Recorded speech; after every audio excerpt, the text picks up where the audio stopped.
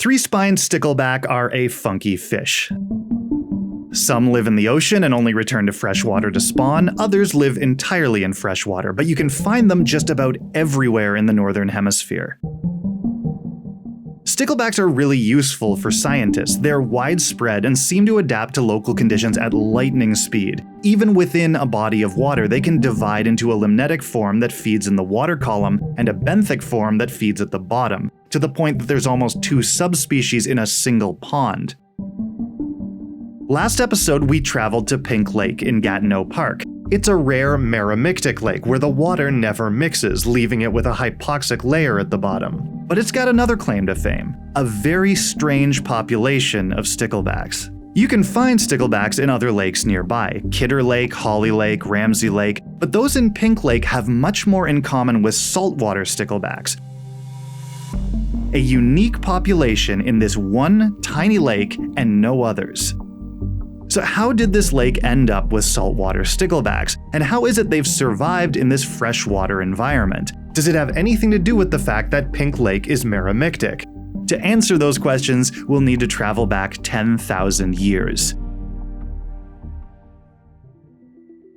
It's the end of the last ice age, a time of such monumental climatic shifts that the country still bears its scars from end to end. The Laurentide ice sheet is sitting on Canada up to 3 kilometers thick, and think about the sheer weight of that ice. We tend to imagine the land beneath our feet on a big enough scale is solid, but enough pressure can change that, like a 13 million square kilometer block of ice. It's called isostatic depression. That ice forces the land lower into the asthenosphere. Ontario, for example, is pressed down 280 meters. That put it below sea level. The salt water that comes rushing up the St. Lawrence and inundates Ontario is called the Champlain Sea, and that is our first big clue. Let's look at the bodies of water around Pink Lake again, home to freshwater stickleback. If we overlay the estimated extent of the Champlain Sea, Pink Lake was a part of it. The other lakes weren't. So that tells us how the saltwater sticklebacks would end up in one, but never the others.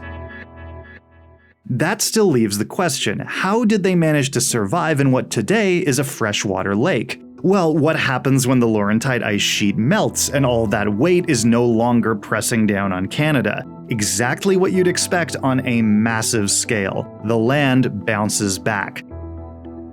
That's called isostatic rebound, and it's still happening today. At its most extreme on the shores of Hudson Bay, the land is still rising 1.4 meters every 100 years. Locally, Pink Lake rises and the Champlain Sea retreats. It leaves those saltwater sticklebacks stranded.